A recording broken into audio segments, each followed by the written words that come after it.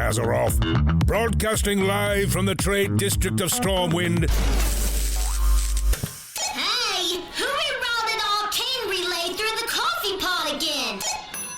Coffee's done. Hang on. I think we got it. This is Azeroth Morning Radio. Warcraft for the rest of us.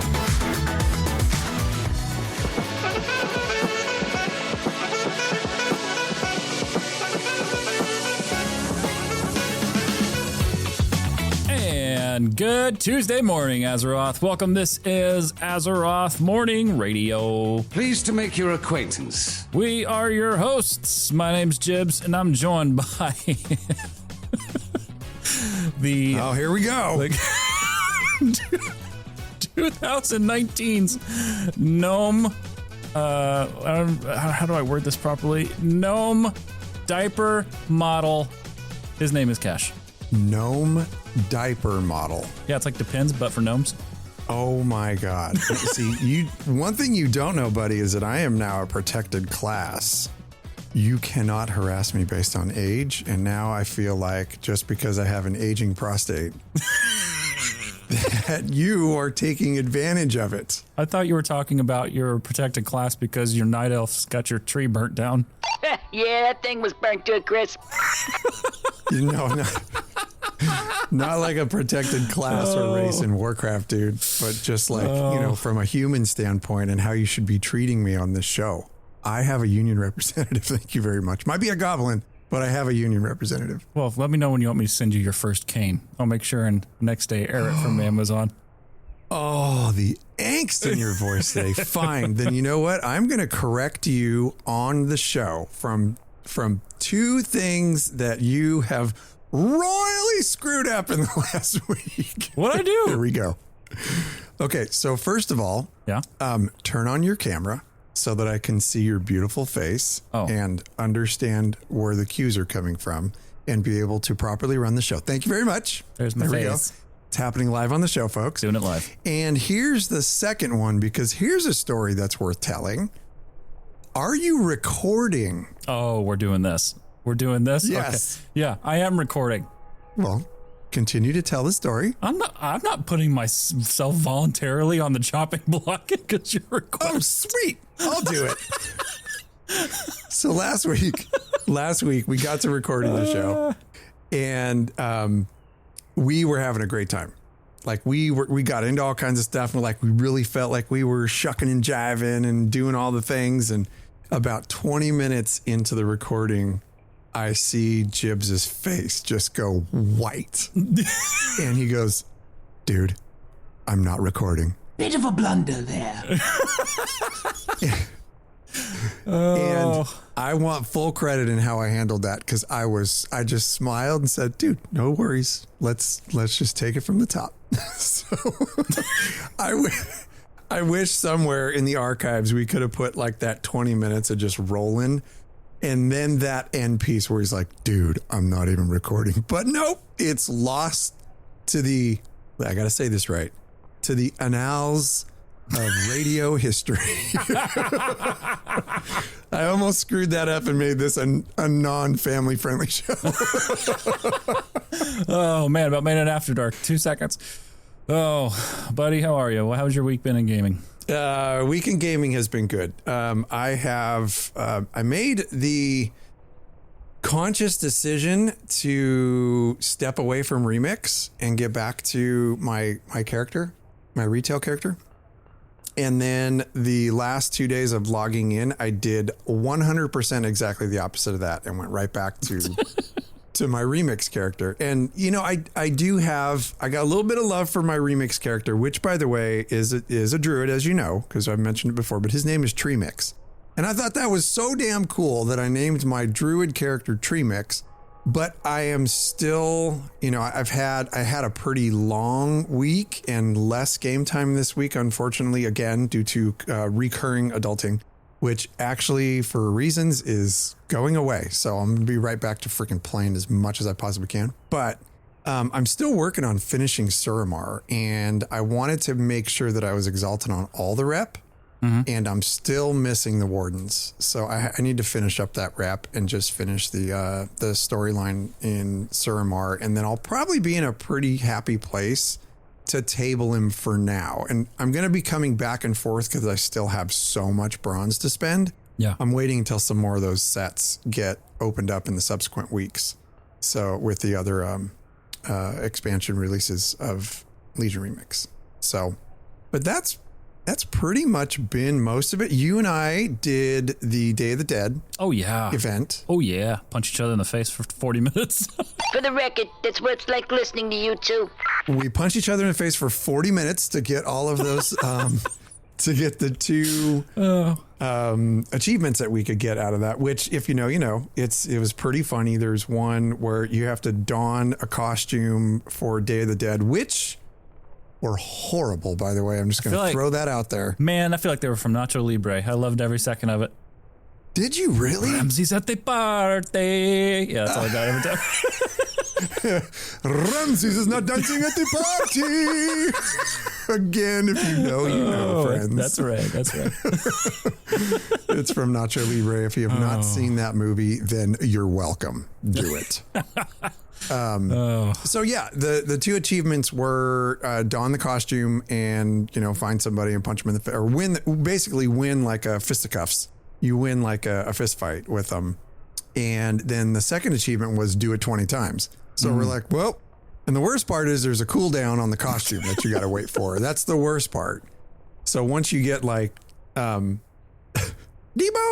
you got knocked the F out. Once you get knocked out, you got to wait for that cooldown before you can put on the costume again and get another scrum. So we did that, and it was pretty funny, and then I had to log off for the night. But that was probably the biggest thing that I did in retail this week. Everything else was pretty much in Remix. Yeah, I'm the exact opposite. Everything I did this week has been in retail. I've been working on my shaman, got him up and to 80, and there was a couple days there where I was not playing casual like I normally, like just chilling. It was go hard. And that was actually a lot of fun. I've been trying to, I'm kind of reached this point in the expansion where I'm looking ahead and I'm looking kind of, forward to what is coming, a la being class changes. That's been a major part of my thought process lately when it comes to Azeroth, and kind of really figuring out where I'm going to land. I think I found my ranged class that I'll definitely have for Midnight, and that's probably Shaman. But boy, oh boy, I tell you, I did not know. I feel like this has been a sleeper, or maybe it was, maybe it was a big thing, and maybe we just missed it. I don't think so, though. That the Unholy Death Knight is legitimately becoming a necromancer in Midnight. And I thought, wait a minute, okay, are you really? Anyway, I go and I watch the video and my mouth just hit the floor and I'm like, oh, we have a problem. Yeah. Houston, we have a problem. And if you know about what that problem is going to be, I'll just clue you in. He's, again, not going to know what his main's going to be. Oh, it legitimately is a necromancer, and you're just summoning these ghouls, and it just looks so much fun, and I'm just been enjoying a lot of videos. I was watching one this morning. Probably one of the best explanations of it was Luxthos. I think it's how you say his name. I'm sorry. But anyway, did a great job. Don't you smile like that? Did a great job on the everything with the Unholy Death Knight changes and explained it really well. Apparently, he played it for years, and he walked you through everything. And you can do this ranged. DK, you're going to be able to play ranged as Unholy and summon your ghouls, and they go and do their thing. You can do most skills ranged. I'm just like, yeah. That's 100% a necromancer. And, I have to be honest with this. I'm completely fine with Blizzard making certain specs of certain archetypes, different archetypes. Mm-hmm. Like, you know what I mean? Mm-hmm. Like, I'm okay with this because, typically in other games, you would have like a full necromancer class, and they would have different specs, which is fine. Mm-hmm. But when you take something like a Death Knight, which is an undead that can turn others undead, as we know with the story of the Lich King and Sylvanas, right? He turned her undead. And if that's a thing in the lore of the game, then why not take a class that has the ability to do that, or that archetype screams that they should have this ability, and turn it into a spec? Turn it into another class. So you have classes within classes, which is cool. And I think they did the same thing with the Demon Hunter. Yeah. Did they not? Yeah. Now we have a Fel and a Void Demon Hunter, and I like what they're doing with that, and I would be like completely happy with that. And it already exists in the game. It exists. So if they expand upon it, and they were to give other classes additional specs, it just further increases the amount of customization for the class that you pick. Yeah. Yeah, I like that. I like that mentality of just expanding the specs out. And you're right. We're seeing it with the Demon Hunter, and it's definitely going to be probably the flavor of the month, or the possibly expansion, at least the first portion of it. And I totally get it, right? Like, it looks so cool. I've even thought about rolling one, but I'm like, I knew I wouldn't stick with it, so I'm not going to do that. However, there are so many people that are stoked for that, and rightfully so. And I kind of like that in a way, because yes, it's like you're adding classes, but you're not. It's like you're kind of protecting yourself from bloat in a way. Maybe the answer is also within professions as well. Like, could they rope in a tinkerer through re-kitting engineer and somehow connecting it to a class? Like, what would that look like? That'd be a first in MMO that I'm aware of. Well, I mean, as for the tinkerer, they're definitely dropping hints. Did you see that thing? I did, man. Again, like we talk Bellular all the time, because I watch a lot of Bellular's videos. I watch all of Bellular's videos, but he was talking about a tweet that came out, and they were saying something about, I forget exactly what the context was. What's that? She said it was Holly Longdale. It was Holly, that's right. She said, quote, "Hey there, Azeroth. It's exciting times as we tinker our way into midnight."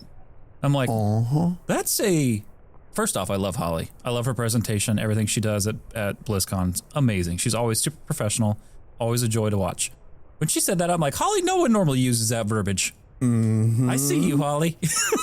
I see you. And it was a really cool thing that Bellular picked up on it like right away. And then as soon as it went in the video, I was like, oh, that's 100% cryptic.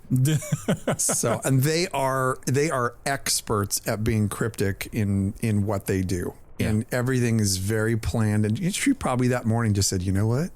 I'm going to throw a little something out, see if someone picks it up. Well, it turns out everybody picked up on it. So I don't know if that turns out to be something. I think that's great. I'm really liking this trend of experimentation that they're doing. We got a new race coming. We just got a new spec in the Demon Hunter.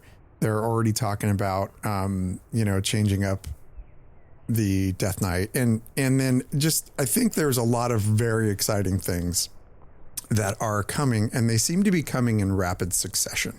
Yeah, definitely. It's a really good time to be a Warcraft fan. Like, this is just a really good time. I mean, there's articles firing off every day. Things are coming up out of Wowhead, out of Icy Veins. It's just good all around. It's good to be a WoW fan. It is. It's an exciting time. Agreed. Well, everybody, thank you so much for hanging out with us here again today. Push and play and enjoying the show with us. This week on the show, we have a new currency coming in Midnight. Midnight beta begins. Player housing specific crafting recipes. We take a trip with S.N.A.R.K and a whole lot more. But before that, let's go to a commercial break. We'll be right back. GNN emergency broadcast. Good evening, profiteers and panic enthusiasts. We interrupt your regularly scheduled stock manipulation with breaking news out of Moonglade, where an innocent Moonkin festival has turned into a full-blown feathery fiasco. Hey, yeah, Grizzick. It's absolute pandemonium out here. I'm ankle deep in glitter, feathers, and what I think used to be a tree ant. The Moonkin started dancing, then chanting, then casting starfall like it's the end of fiscal quarter. Can you confirm reports that local vendors are selling glow sticks and moonfire funnel cakes at triple markup? Oh yeah, big time. There's a big guy over here selling Luna safety helmets. They're just salad bowls with chin straps, Grizzick. Sources say Moonkin got a little too excited after a mana cookie, transformed into a spinning ball of light, and vaporized 2 tax collectors. Yeah, and now the druids can't tell which Moonkin are celebrating and which one's a feral. It's like trying to hug a hurricane, Grizzick. The S.N.A.R.K circles issued a statement. Do not feed the Moonkin. I repeat, do not feed the Moonkin. Yeah, a bit late for that. They've eaten through the catering, the backup catering, and a mechanical yak. Grizzick, they're forming a conga line around the lake. They're evolving. And there you have it, folks. The Moonkin Festival brought to you by GNN, where panic is profit.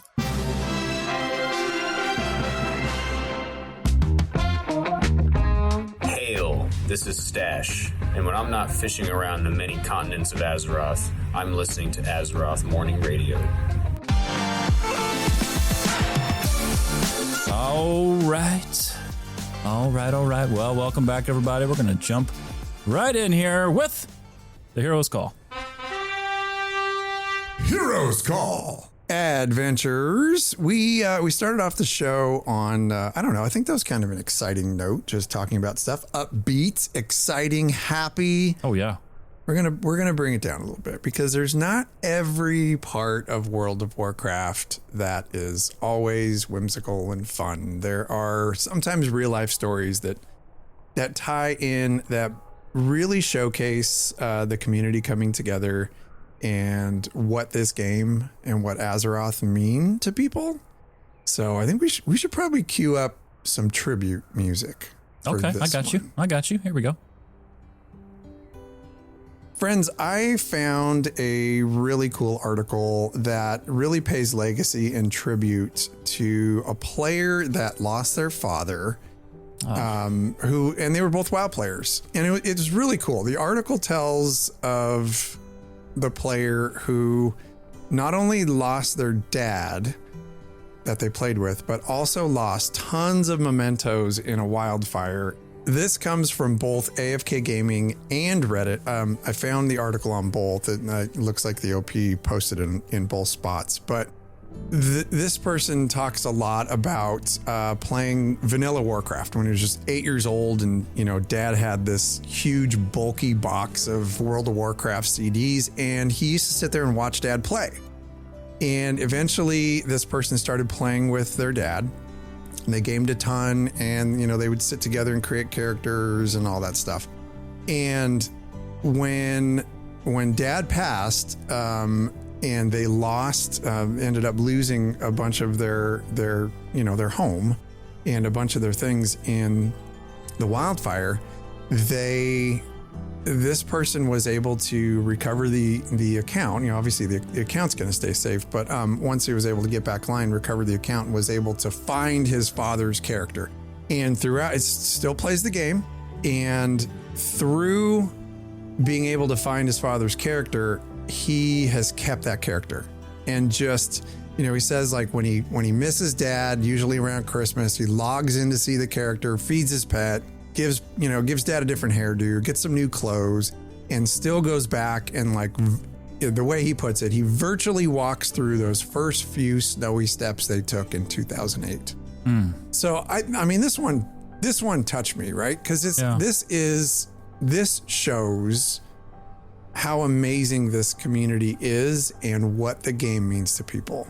And it's not really about, not always about the big world firsts and achievements that you get in the game and all these things that you do. But a lot of times it's about the human connection that people have, and the ability to continue when you lose somebody that you love, continue to give tribute and continue to share their memory with others. So this got tons and tons of support on the posts, and just lots of people reaching out and giving their condolences and saying how cool this is that he keeps his dad's character around. So I wanted to bring this up and just throw it in there. There are a lot of stories. We're going to talk about a lot of stories in subsequent shows where stuff like this really comes home. And I mean, there's documentaries out there. There are tributes that you can see when you are out in the world that you might not know what they are, but a lot of times it's worth a second glance. It's worth a little research as you're standing in the world and you see something you're not sure what it means. Do a Google search on it, because sometimes it has to do with a player or somebody in game that's no longer with us, and Blizzard has put that in the game as a tribute, and it's pretty special. What do you think, Jibs? Oh, I love stuff like this. You know, it's so just, first off, it's just gut wrenching, you know, what they had to go through, but also just it's very wholesome and amazing how they choose to honor the memory of their father and doing stuff like this. Like, and I agree wholeheartedly. Like, that's, you know, we laugh and it's a whimsical world, and you know, these NPCs and, you know, the storyline of the expansions are, you know, can be heavy, but there's, at the end of the day, there's the community is, you know, your community is your MMO. Really, if you don't have that, you don't have a game. And so it's just really beautiful to see something like this. And, you know, even though that they've experienced those difficult emotions and feelings, especially during the holidays, you know, how they're choosing to honor their father and keep things alive. Like, that's amazing, because, you know, we've always said for years that, you know, there's someone behind that keyboard that you are flaring online. Yeah. You know, that you're yelling and screaming at in a dungeon. Yeah. Like, everyone's going through something, right? And so it's just like, you know, when you remember, even with devs, when you are talking with devs, and remember, like, hey, they're people too, man. You know, like, there are people that we look up to and some people idolize, and that people are just really appreciate. And, but ultimately they're people too. And so, like, it's kind of a great reminder that, to me, it's a great reminder that the importance of the person behind the keyboard, whether it be community member, developer, new person in the game, you know, really acting with kindness first and love. And, because this stuff right here just kind of reminds you that how human the game really is. Yeah. And these things can get you. And you remember how I've always talked about, you know, the folks who listen to our show are going to get to know us pretty well. Well, I'm going to out myself. This one really got me. It's like, oh man. So, I'm a bucket of emotion most days. So, oh my gosh. If they listen to our phone calls, oh my gosh. Yeah. I'm usually a bucket of emotion most days. So, and I don't mind, you know, sharing some of that stuff. If something really gets my goat and makes me verklempt, you're going to hear it on the show, and we ain't going to edit it out, because it is what it is. I am who I am. And hi, I'm Cash. Genuine. Nice to meet you. You know, it is what it is. You know, we're dads, and we're, you know, we have families. And so this definitely hits home, you know, it's, yeah. That's the part I think that, and I don't mean to like sidestep by any means, but I think that's the part of being in an MMO that I love the most is the community. And I know that you and I both have like kind of felt this way, particularly since we were casting together like consistently since 2018. You know, leading up to that, we'd been all kinds of shows, but really when we really dove into ESO, and you really saw a community up close, like really up close, and it was really just very present. And you know, even as we moved to different IPs over the years, but that's the thing that I love the most is I really do love the community behind it, because whether it's a story like this or it's people voluntarily making a massive spreadsheet of stuff they don't have to do, but they do for the community, or they, you know, go out of their way to write amazing stories, or art. Like, that's a big thing. I just saw on ArtStation, someone made it was like a Cultiran Death Knight. Beautiful. And I'm just like, this is our community, and it's just really special, man. Like, I just I'm really thankful. Agreed 100%. And this is why I know there's a lot of people out there that play solo, and again, it's fine.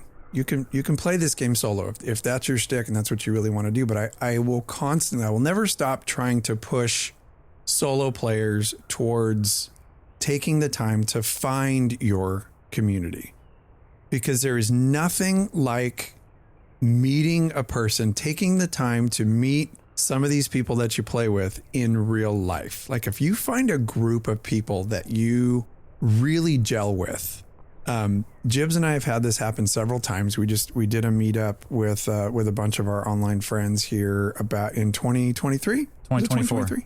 We did 2024. Last year.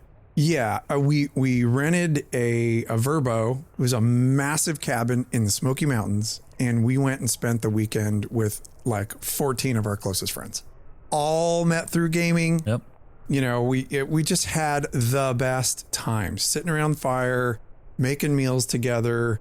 One of our friends, Weevil, put on a massive D&D campaign. Was like way more players than he ever wanted to have to deal with. Everybody we had some adult beverages, we had some dinner, and just played. It was amazing. And it was really such an amazing experience to be able to sit down and break bread with people. And one of our rules was like no devices. Like obviously people had their phones, but you know, like don't bring laptops. We're not going to game. We're going to hang out. And it was really such a special experience. And we've had a couple more through podcasting that we've done over the years. Yeah. When you have the ability to do that and really, you know, have that human connection with people and meet them, it is a very amazing thing that it brings the massively multiplayer online role-playing game full circle. And it truly does reinforce the fact that there's people behind the keyboards. And just like Jib said, everybody's going through something. So if you can lift each other up and support each other, you know, like in this case, it was super important for this guy to keep this character because it reminds him of Pops. And I love it. So yeah, this was a no-brainer for me for this week. Again, you know, all these things truly meet what we had planned for and had designed the Heroes Call Board to be about.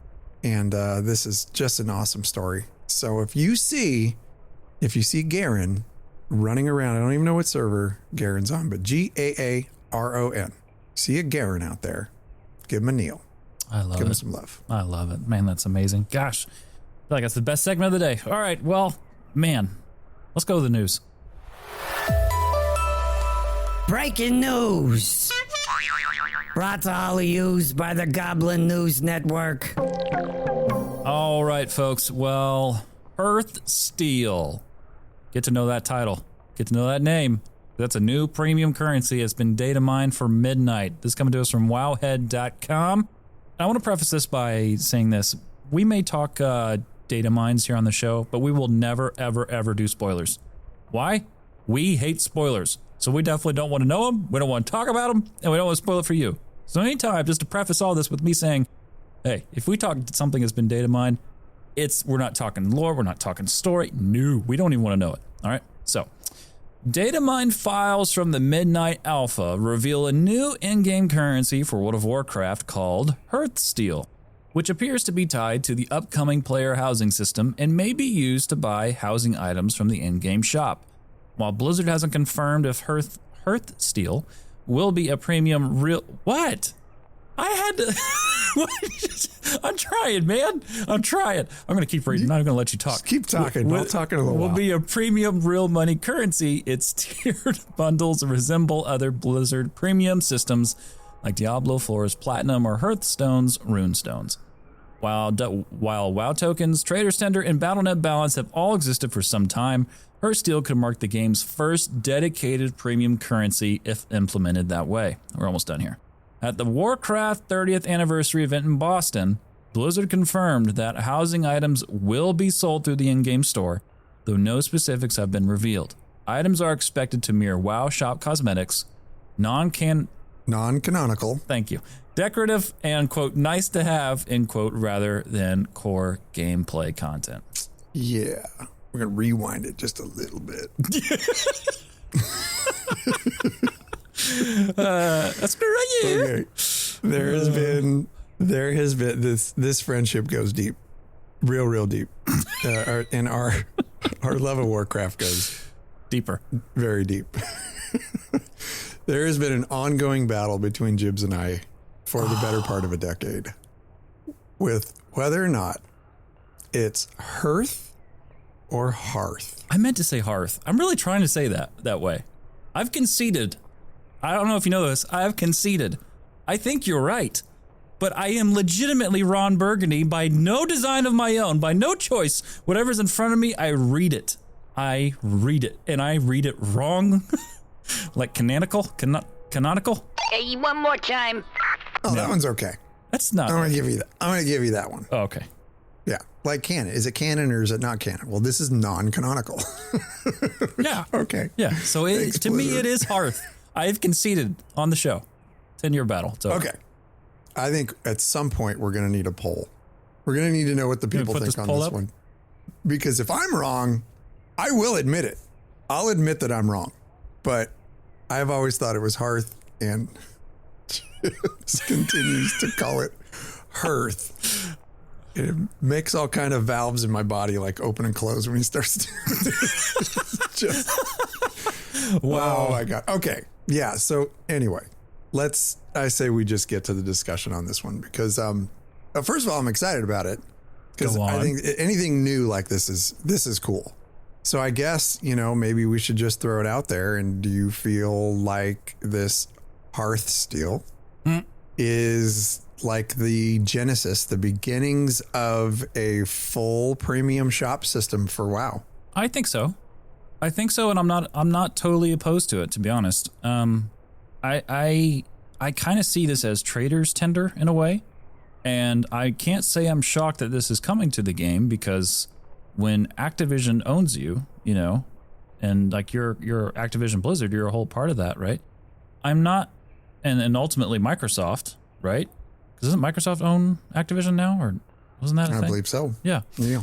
So like, I can't say I'm shocked by this. In a way, I'm kind of excited about it because if my wife ever was to give me a gift for our anniversary, like, hey baby, I'm cool with like 20 Hearthsteel, like $20 of Hearthsteel. So like, I'm good. Yeah. Could you imagine seeing, that you'll end up seeing the little cards in the store, right next to freaking Chili's and Applebee's. It'll be right there. And maybe it's our 4 years. What was it, like 3 years? I think it was 3 years and just fully engrossed and embedded in the Elder Scrolls Online community from a creating standpoint, community leader standpoint. Like, we were in it. And that is so ingrained already there. And a lot of it does tie to housing stuff that, I'll be honest, I don't really like. This isn't like some major thing for me. It just feels kind of like, yeah, okay, cool. I hope that it's done correctly and done well, right, for the consumer, but all right. I mean, this opens up a huge can, which we probably don't have time to fully go through, but we could just bring it up. I mean, it brings in the whole cash shop thing, period. Oh yeah, that's a big discussion, which is about as hot as topic as you can get in gaming. Yeah, is crates and the quote unquote gambling and in-game shops. Mm-hmm. That's a huge issue. Almost every MMO out there has some form of it, and regardless of what people feel about in-game cash shops, right? The thing that I'm worried about two things here. I'm a fan of this. Don't get me wrong. I'm a fan of this. If you can earn something and then buy something for your character with this currency that you passively earn as you play the game, totally fine with it. But two things here. The first thing I'm concerned about is I don't want to see currency bloat. Mm-hmm. Okay. Currency bloat is a real thing in games, and we've talked about Guild Wars 2 before. Holy cow! Yeah, don't get me wrong here, because Guild Wars 2 is a fantastic free-to-play MMO. It's very, very good, and there's years and years of content, and they've done a lot of really good things. But the sheer amount of currencies, there is a gazillion number of currencies in that game. Yeah. And I don't want to see that happen here. There's already a lot of currencies in Warcraft. So I don't want to see too much bloat. So that's issue number one. And this is, honestly, they're only talking about one additional type of currency in Hearthsteel. And if it becomes congruent across future expansions, then fine. It's only one more. It's okay. You can buy stuff with it. It might kind of be like crowns in ESO. Like, that's what you can earn in game You can purchase crowns. I don't want to see it get as deep as crowns because their stuff is expensive. I will say that. Elder Scrolls Online, their stuff that you buy is very expensive. Yeah, definitely. So there's that bloat issue. And the other thing that I kind of I'm a little bit concerned about is I don't want to see things that you can earn in game be the same exact things that you can buy. If they're different, then I'm okay with it. Yeah. You know, if you can get, you know, say you're shooting for a really cool Stormwind themed dining room table, I would like to see you be able to earn the stone version in game. This is just an example. The stone version in game, but if you want the wooden, handcrafted, carved version of that table, maybe that is something that's on the store. Yeah. You know, it's got to be different. You want to reskin stuff, put it on the store and make the really cool stuff available in game, the cooler stuff available to be earned in game. I'm more of a fan of that. Yeah. Yeah. And I think that's doing right by your consumer. Like ultimately there's definitely two sides of this. Number one, they're a business, right? So they want to generate funds in more ways than just a subscription. And I've heard other shows talk about it more than once over the years. You know, I'm definitely shocked that Warcraft has never went up to $20 a month. I'm with the way inflation has it been over the years. That's I tell you what, you can say a lot that's changed this world. One thing that hasn't is World of Warcraft subscription model price. But it's very true. That is man, that's a whole other topic. A whole other topic, right? Yep. Yeah. And another poll to see if people would actually be willing. There we go. We're not trying to start this up, but we're just surprised. Like so many other things have gone up with inflation over the years that subscription prices to games have not. Yeah. And so you have that one side that's a business, and then you have the other side that's the consumer and the gamer who, like you said it, you know, you talked about those things that the cooler things being able to be earned in game. That to me is where it's at. You know, like that's where I feel it's best. The interesting part on the business side of this is that a cash shop like this, if this does develop into that thing, you know, like they're talking about, where you can buy things on the shop, it's always like you're dancing on the knife's edge. It's like it's always this balance, and you have to be very, very careful with every implementation into that shop. You know, are you maintaining that line between where it goes like, okay, now we're venturing into all the cool stuff really is on the shop versus what you can earn in game. There's definitely other games that are out there, MMOs especially, that do that. And so it's definitely a balance. Right. And I will say, I do want to reiterate that this is so far all we know is that this currency is tied to the housing system, and you may use it to buy housing items from the in-game shop. That's all we know. We're podcasters. We're going to speculate. We're going to rip stuff apart and tell you what we want, what we don't want, and no one's going to listen to us. But hey, those five listeners are very influential. They are. We love every one of them. Dagnabbit. Anyway, so you can go check us out at Wowhead Hearthsteel. See, I'm trying. I'm really trying. Oh my dear Lord. Hearthsteel, new premium currency data mine at midnight. All right, next up on the docket, we got I skipped it. Midnight beta begins today. If you're listening on release day, that's November 11th. So this coming to us from Warcraft's official Facebook page. And on this graphic they put out, we have phase 1 of Midnight beta. All right. And that includes dungeons, delves, UI updates, and more. That includes play through Midnight's first 4 zones, become a Void Elf Demon Hunter. That's really cool. Make your Heronir and open the door to housing. Then it talks about coming later to beta, raids, Mythic Plus dungeons, UI updates, high-level delves, and transmog. Cash, tell me what excites you the most, and are you jumping into that? What excites me the most, make your Heronir. Do I have a plan to make an additional character or change my Night Elf from a Night Elf to a Heronir? No. I don't have any plans. I want to play with the character creator because from what I have seen, there's some really insane stuff that you can do there. It's going to look really cool. Heronir, I think, are going to look pretty badass. In the past, Jibs and I have always been very hesitant to jump into betas or new content. And it's funny coming from content creators because we've had several games that we've played in the past where, you know, sometimes we'll get access to do this kind of stuff. This looks like it's going to be available for everybody to get in and play on the test server. But we have had to protect ourselves. And again, like, this is super nerdy, and we don't care. We don't want anything spoiled for launch day.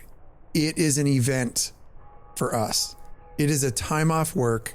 It is a make food early. Make yourself a damn casserole so you don't have to cook and have an ice chest right by your desk, you know, like the old World of Warcraft South Park thing.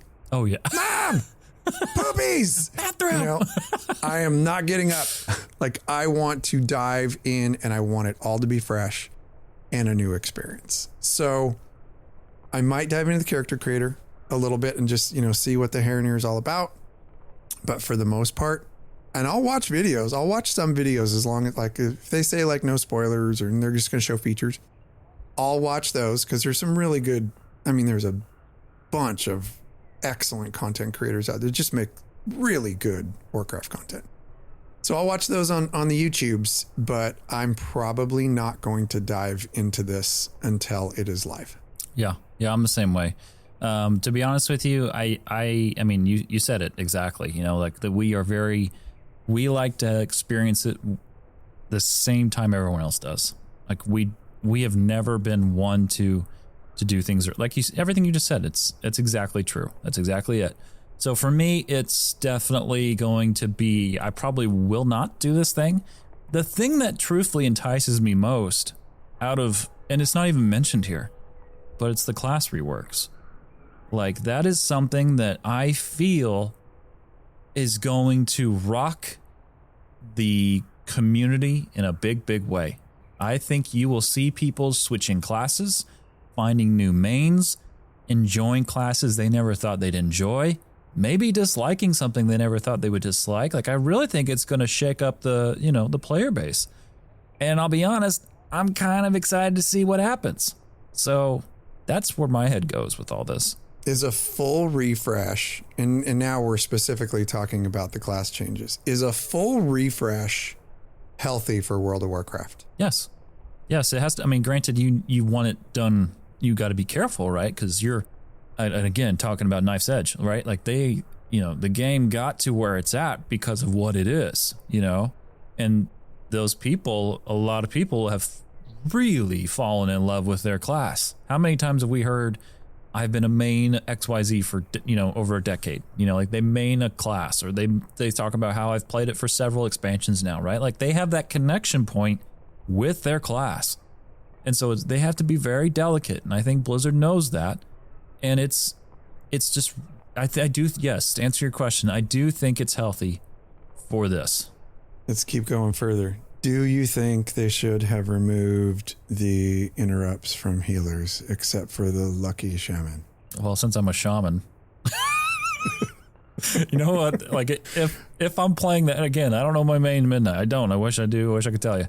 But I, as the only guy in the group now that has an interrupt, all eyes are on me for that interrupt. And I'm just like, okay. All right.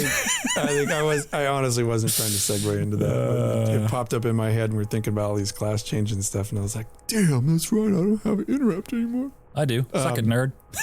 Yep. Suck it, nerd. But, I think the class changes as part of this, and you're right. Like, it's not even mentioned in this beta launch thing. But I think I'm excited for it. I'm a little terrified about having to relearn my rotations and my healing priorities and stuff like that on my own character, but I think that's short-lived. I think I'll be fine, especially if they're streamlining some stuff. Yeah. So that one doesn't really affect me too much, but I really love the fact that they openly test these things. They want everybody to get through and get a feel of it. There's plenty of people out there that are going to hop in and test this for us and then make videos. So it's exciting. And it also says later on in the beta, it's, probably going to be a few weeks in, but you're going to be able to test raids the Mythic Plus, more UI updates, the high level delves, which I'm excited about. I'm a delve fan, excited about that. And then transmog, they changing something with the transmog system, or are they just adding more stuff? What are they changing with the transmog system? So there's articles out there that can word this better than I can. However, I will say you can set, how can I say this correctly? So for a shoulder slot, you can set it to where your shoulder slot will always look that way. So like if you swap out a piece of gear, it's still that way. Yeah. It's like a checkbox probably right next to your paper doll. Yeah. I don't know what it looks like, but that's essentially the change. Because early on, everyone was like, transmog's going to be free? What? And everyone just went ballistic, right? In actuality, no, it's not. Oh, I was like, what? I mean, look, when Trial of Style comes around, woohoo, it's like Toys R Us, or it's like Christmas for me, but that week it's free. Dagnabbit, you best take advantage of it. But how much money do you think you have spent, gold, in-game gold, on transmog? Like a total expense, like overhead. If you were to say Cash has spent XYZ gold the entirety of his Warcraft career, what's that look like? Probably less than others. I mean, I probably change my transmog probably twice a week. So I don't know if you were to do the math. And it's what, like, if you're doing like a full 800 gold, let's just say it's 800 gold. Let's say roughly for a full transition, twice right? a week, for a full costume change. Correct. 1,600 times 4, 6,400, 6,400 times 52 weeks. Oh my gosh. No. Oh my God, I'm wasting so much gold. No. You did it wrong. That's a year. 6,400 times 12, not because that's 4 weeks. No, it's because that's per week. 1,600 per week? Oh, math is hard. Okay, yeah, you're right. This is why we don't do this. Okay. Oh, you're right. Oh my gosh. 1,600. How much is that? Per week. Yeah. Right? Times 52 weeks. Yeah. Okay. So that's a little better, but still it's 83,200 gold a year. Easy. So how many years have we played Warcraft? I bet you, oh dude. I bet you. Oh man, I honestly thought I had spent probably easy 100,000. But now I'm thinking after that figure, I'm like, oh, we're close to 1 million. We're close to $1 million. Just times 10 years, and we both played Warcraft for much longer than 10 years. That's 832,000 gold just on changing your boxers. But my boxers got to look right, dagnabbit. My God, dude. Oh, transmog's endgame. Isn't that right, community? That's right. All right, so anyway, You can check this out. Jump in the beta November 11th. And then finally for the day, we have new profession crafting recipes for player housing. This coming to us again from wowhead.com. So new decor recipes have been data mined in that midnight alpha, letting crafters create multiple... goodness gracious, you think I couldn't read. Letting crafters from multiple professions, there we go, create player housing, furniture, and decorations. Now, these crafted decor items, folks, they can be placed in homes or you can sell them on the auction house, creating an entirely new profession-driven market, which is kind of neat to see that shake up a little bit. So they go through and list a lot of things. I'm going to kind of speed through this real quick, and then we can just talk about it. So for alchemy, they have the apothecary's work. This is just some of the things, okay? The apothecary's work table, glazed Sendori vial, Nerubian alchemist's retort.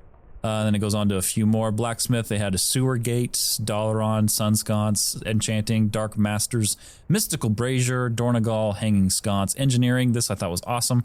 Home defense gadget. Yep.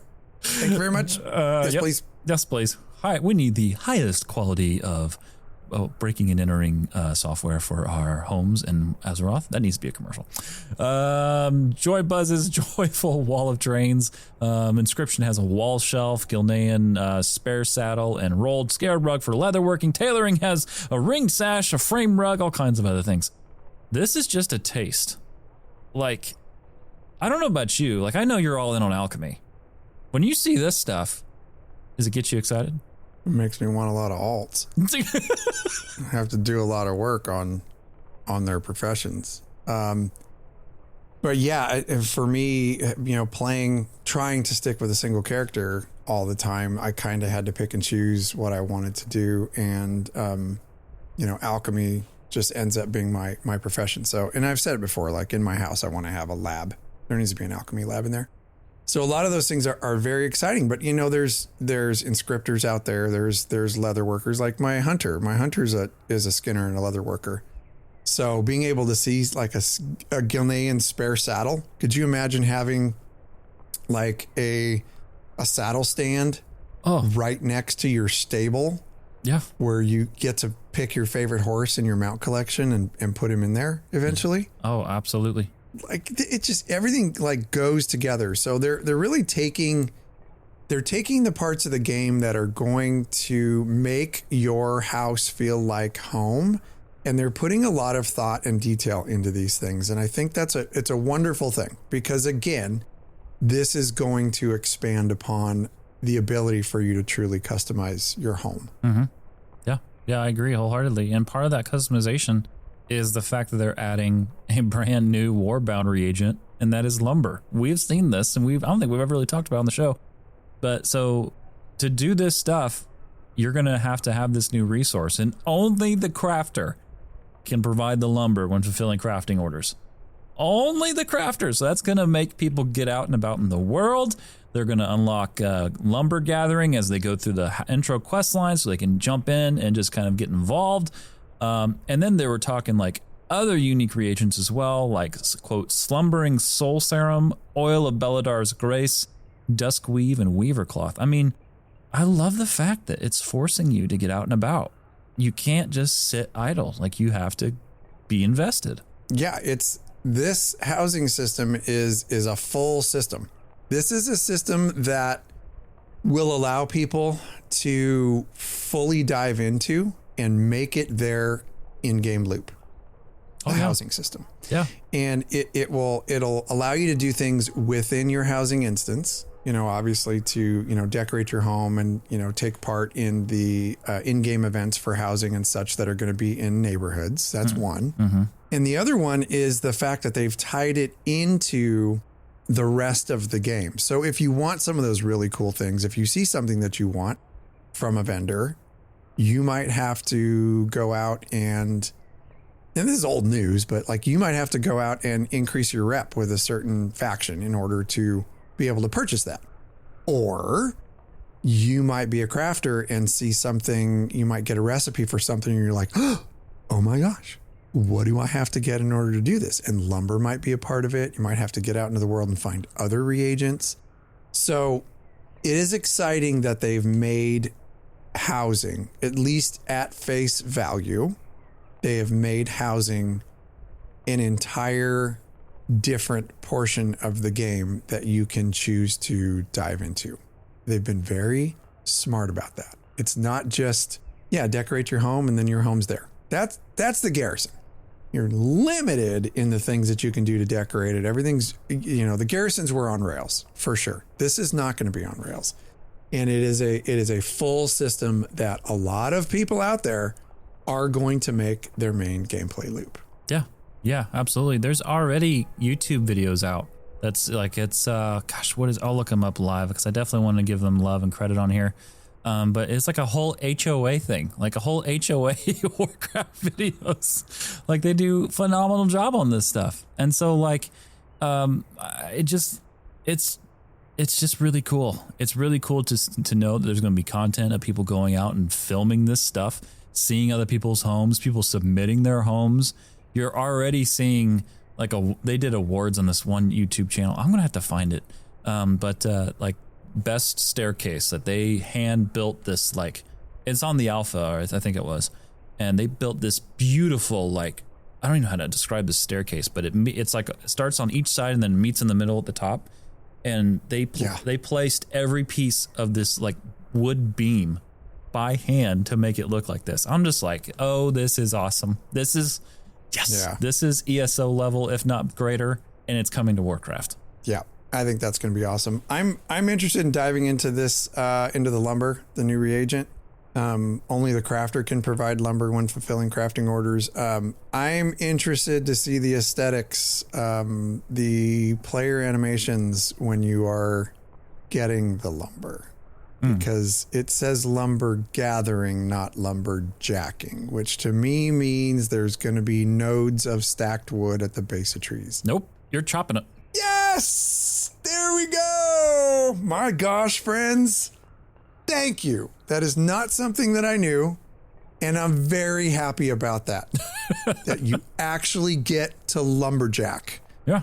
I don't know if you know, friends out there, there are some games out there where we have watched some of our closest friends spend hours upon hours doing nothing but lumberjacking. Different trees, different variants of wood, you know, different, what would you call that? Like, you know, that you find more rare pieces of wood that, you know, and it's in this game. It's already in the crafting system in this game where you can get higher qualities of stuff. Now, I don't know if they're going to do different trees and stuff like that, but I can absolutely foresee people going out and like their entire loop for the day or the week is to just chop trees. Yeah, absolutely. I'm going to be one of those people for sure. I want to give credit real quick. Their YouTube, they have 4 videos, only 2.45 subscribers with just 4 videos. That's amazing. Mego Art is their name. And it's full on like 16 best WoW housing PTR creations, 5 tips or tricks, building a basement. Like people are going hog wild and she covered it. She does a wonderful job. I love that people are doing like the spin on the homeowners association. It's so funny. There was somebody who rolled a character and the character was named Karen and the guild was HOA.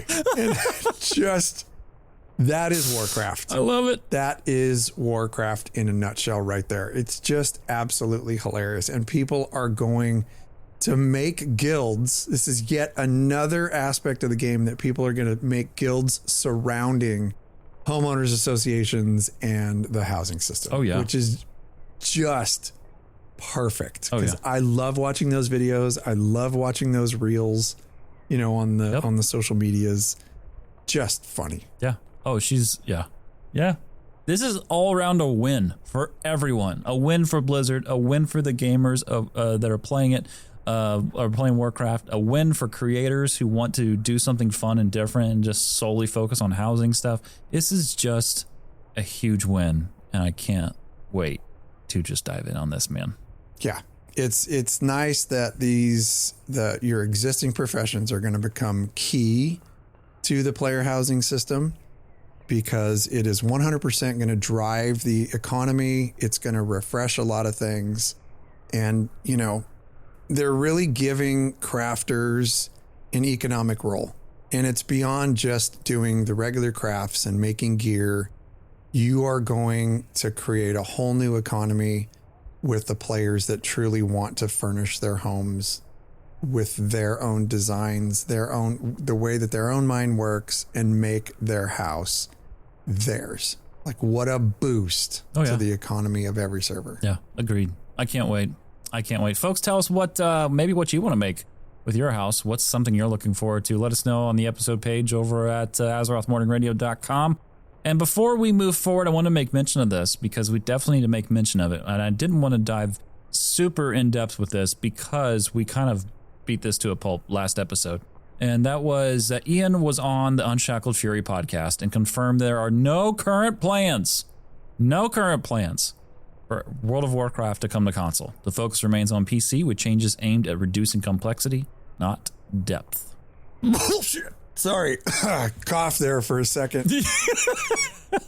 Oh, Ian, we love you, man. Not sorry. It is so coming to console. Oh, I love it. Ian, you're fantastic. I love you. But it's absolutely coming to console. Anyway, all right, let's move on to S.N.A.R.K, baby.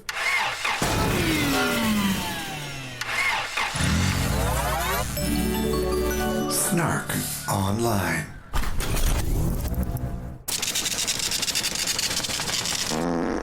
Ew. Does that bother you at this point? The fart? No, it makes me laugh, dude. I'm a grown-ass man, and farts are funny. Seriously, are we gonna do this? Side story, when my kid was little, I wouldn't say she got in trouble, but she was scoffed at in class because she laughed at somebody farting. And I said, sweetheart, there's no time in your life when it's dead silent in a room and somebody farts where it's not funny. It's true. So you laugh every time if you want to laugh. I don't care what your teacher says. You get sent to the principal's office, I'll take you out for ice cream because farts are always funny. Wow, that's hilarious. Oh, I love it. Yeah. Yeah. So anyway, let's see what it popped out. Goblin portals. Ooh, okay. Ooh, friends. So what this is the segment where the goblins will literally port us to another area of the world, and we will talk about that area and basically have a conversation about goods, bads, and indifference. So engage the goblin portal. Here we go.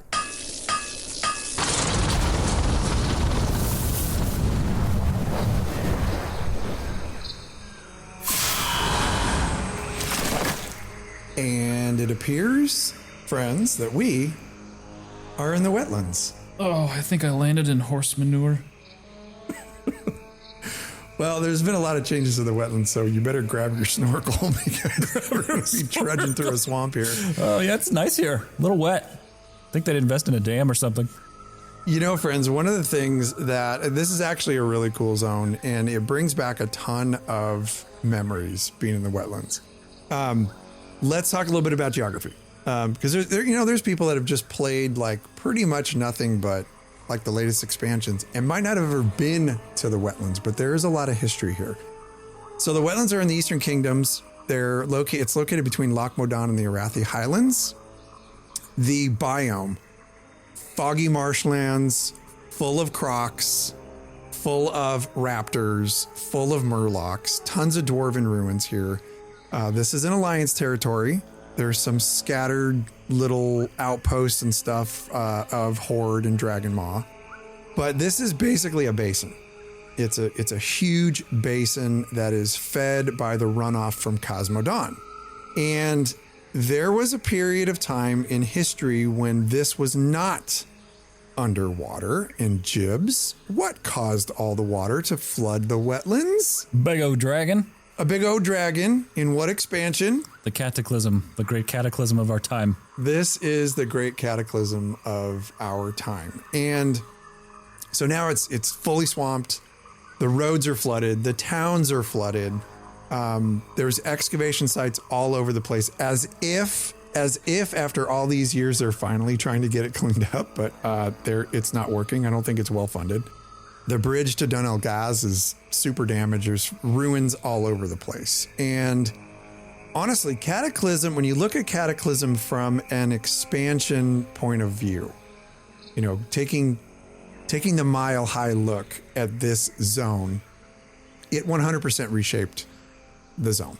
Like it's underwater. The quests that were once there are gone. Like you can't go into the town anymore. It's underwater. Mob placements have changed. The visuals, all that's still dated, but the visuals are like ruined there pretty much because of the cataclysm. But I think it's good that we're here because it does bring up some insanely poignant topics. And the first one is for any of you out there that played vanilla, right? And I'll just ask you, Jibs. I want the people to think about this. How do you truly feel about losing some of your favorite zones? Because I will say this was one of my favorite zones, and I'll talk about why shortly. But how do you feel about a complete revamp of this zone because of Cataclysm? I like development, right? Whether it's characters or maybe zones. But I know that I'll make it personal. So if Dunmurrow was just gutted, it would bother me because that's one of my favorite zones in Warcraft, one of my top 5. Easy. And I know it would bother me. However, if things developed and like it was seen through all the way, you know, like maybe revitalizing that sort of thing or whatever that is. Like I saw the other day where the church, and I forget the name of the church, but it's basically where the Paladin Order Hall is, and like that zone that's just been decimated, you know, but it still showed that the land was healing, and it showed the zone was covered in grass again, and you saw trees coming back, and it was just like seeing that development, that progression of that zone, to me was just like, oh, that's really cool. It's obviously not accurate, and it's not, I don't believe, and it's not in the game, at least that I've seen. But, you know, it's just like, so stuff like that, like, I'm okay with it, but I want to see, like, a further conclusion of that thing. Like, can we talk about Menethil Harbor? Like, it's been underwater for, like, 15 years, you know, like... Yeah, like, it's truly turned into a ruin because of Kata, and it hasn't changed. So I ran through this. I was doing something in the game, and I ended up running through this area, obviously on a high level player, max level player. So it wasn't hard to run through it, but I specifically remembered running through there, and I was just like, oh man, like this hasn't gone back yet to the way it was, because when I played Vanilla WoW, again, I've almost always played a Night Elf, Calderon. There's just been very, very few times where like I've played Goblin, I've played Gnome, but that for the most part, and it's crazy, but for the most part, like I am always a Night Elf. And I specifically remember the famous run that Night Elves would have to make after leaving Teldrassil at around level 10, maybe 12. I would leave that area and I would make the trek from Teldrassil to either Ironforge or Stormwind to continue my adventures. And that, I mean, you have to take a boat ride and then you got to be on foot. And I specifically remember this death run because it was so difficult to get through the wetlands. I'm level 10 or 12, and the wetlands were filled with like 20 to 25 enemies. Level 20 to 25. And there was a specific spot on the road that I would have to get through where you would aggro either gators or the freaking raptors who would chase you across the damn map until they rubber banded back. And at the time, it was a royal pain in the butt.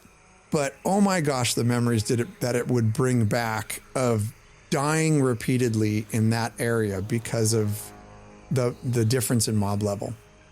And I didn't think about the beauty of that until I recently made that run. Oh my God, I remember making this run on a low-level character trying to make it through here. And they were good memories, like really good nostalgia there. So, you know, I guess it just brings up the thought of, should this be, like when you have a drastic change in the world, and Cataclysm changed so much about the world. And it was really cool at the time I played Cataclysm. I played a ton of Cataclysm. And going through that post-Cataclysm changes, should it still be that way all these years later? I want to preface this by saying, yes, you can go and talk to a bronze dragonflight and she can take you back to the time prior, right? Okay. Right. That's been said. All right, cool. I don't want to say no, but I don't want to say yes either. I just know what I want to see. And what I want to see is the zones alive again. And to me, so I guess I'm telling you my answer in a roundabout way. So to me, like Menethil Harbor, you know, we joked about, you know, there being the dam or whatever around in the area, or, you know, some kind of something but I would love to see this stuff brought back, you know, like they've been underwater for literally years and, you know, in real time. And I would love to see that, you know, change. I would love to see that redone. Right. I'm with you there. And I think, you know, this isn't a bash on Blizzard at all. I think they are slowly starting to do that. Right. We're gonna get back to Northrend. So Northrend's going to be redone. we're obviously going back to Quel'Tha Lost and Ghostlands and all that stuff coming up here soon. And so it's going to take time, I think, for a lot of this stuff to happen. Yep, absolutely. Where I think the disconnect is, and we talked about it a little bit on the last show about the new player experience and how you have that one friend who wants to get into WoW, maybe never played or is trying to come back to WoW and understand the story of the world and the history of the world. And if you have to go through the Bronze Dragonflight and Chromie to change your timelines for you, how accessible is that truly to new players? I don't know that they would see it. They wouldn't. You know, like I don't think that. And I think this is probably a perfect topic for some time, but talking about new player experience, you know, but like, yeah, I don't think they'd see it. Yeah, man, because I want nothing more than for new players to get into World of Warcraft and not be confused. And they are doing a new player revamp. And together with time walking, they're slowly introducing, you know, quest lines and stuff so you understand what's going on with the world. And then it's incumbent upon the player. Mm-hmm. It becomes incumbent upon the player when you learn the history of the world through things that are available in the game to then go back and visit those areas. And I had, I was reading through the, what's the lore books that are the volume series. Oh yeah, out. They're phenomenal. What's the name of it? Oh gosh, you remember? On the spot? No, I don't remember off the top of my head. But for the people, okay, you're gonna hold for 2 seconds as I roll back and grab one off my shelf. Hang on. I'm back. Did you miss me? I like your dainty board shorts. It's called The Chronicles. If you have not seen these, World of Warcraft has a Chronicle series that's out. And I think they're up to, what was the latest one you bought? 4? 4. Yeah. 4. So they're up to 4 volumes. Phenomenal books to read. Amazing.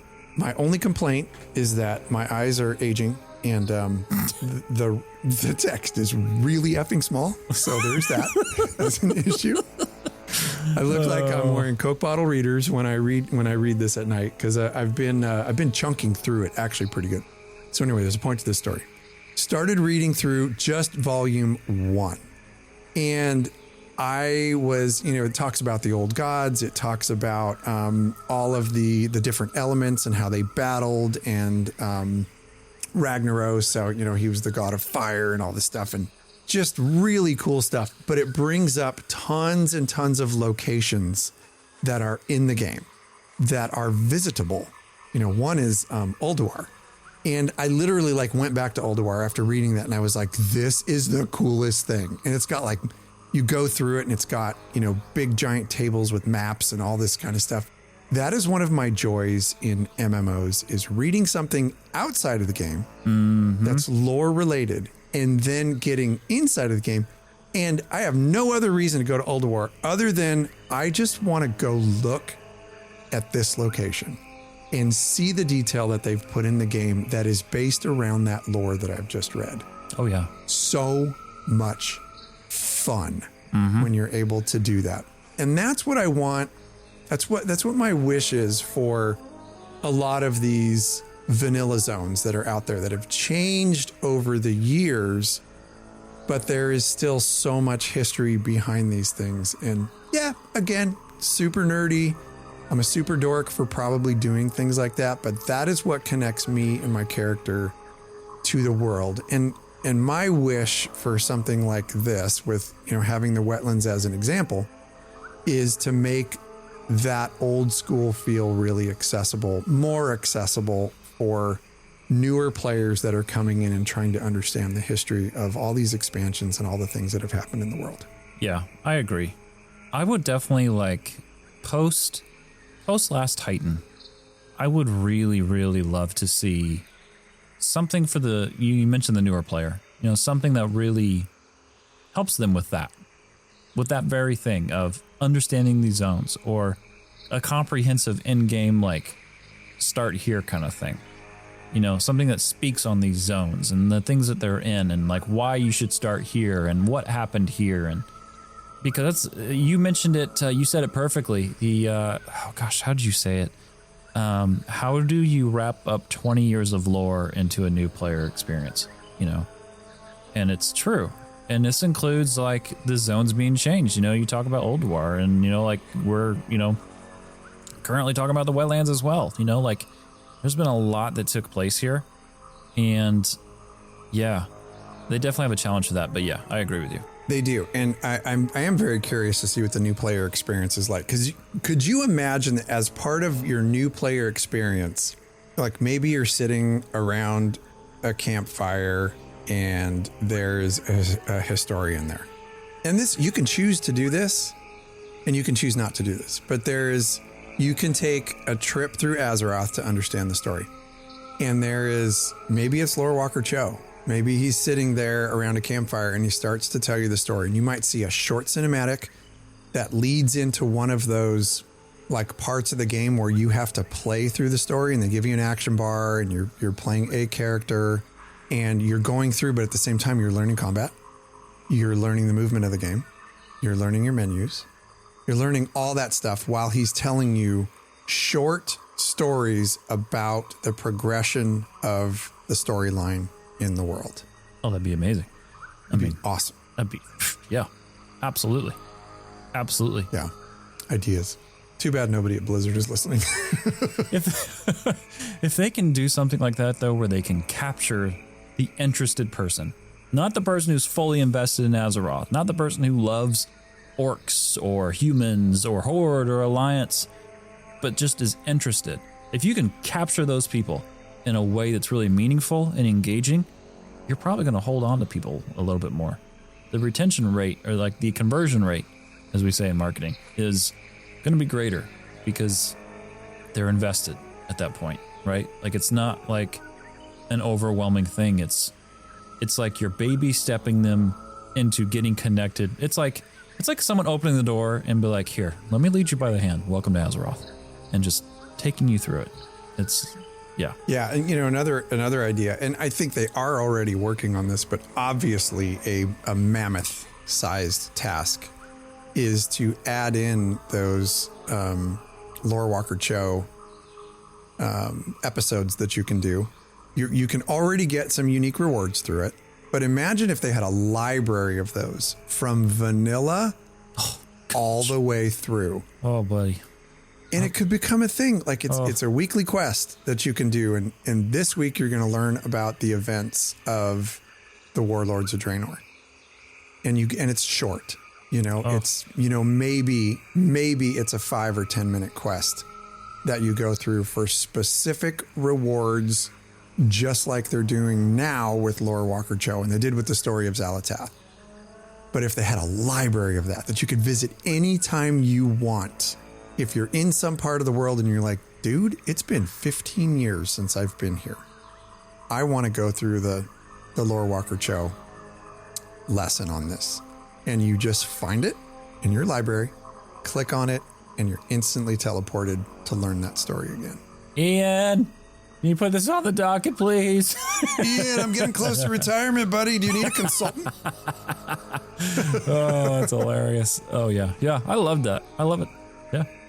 Absolutely. Yeah. So anyway, I hope you guys enjoyed our little trip through the wetlands and our discussion on how Cataclysm changed the world. I think it's probably time to cycle back through the portal.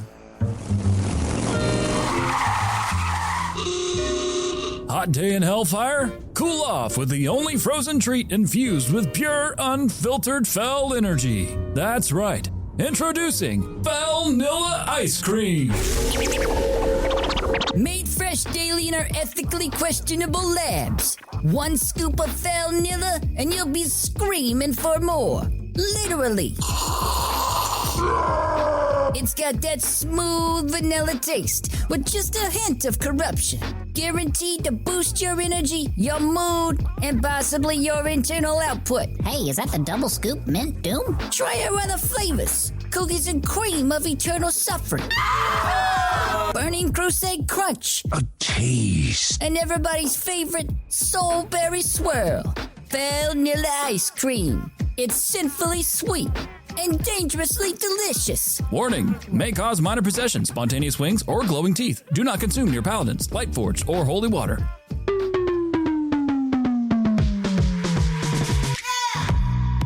All right, everybody. Well, thank you so much for hanging out with us here today. It really does mean the world to us. I said this last week. I'll say it again. It truly means the world when your interactions, your listening, your comments, it really just means so much to us. So thank you so much for tuning in. If you enjoyed this episode, let us know how we're doing. Leave us a review on whatever podcast app of choice you're doing.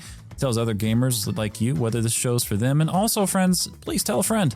That's how we grow here at AMR, and that's how this hearth just keeps stays lit. So we keep growing, and we really do appreciate it. It's you can always tell when it's a Tuesday because the vibe from everyone who's listening is, oh my gosh, I saw this. What was it last week at the Polling Aggro IRL Guild?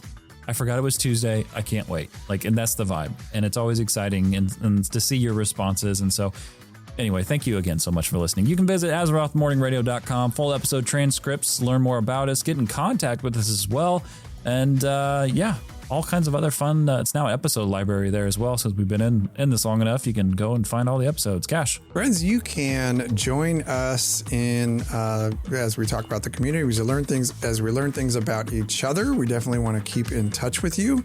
You can email us at azerothmorningradio@gmail.com. You can catch us on Facebook at Azeroth Morning Radio, which we've had some really good interactions with people on that. We actually had a couple of folks join our guild, which is super awesome, I think.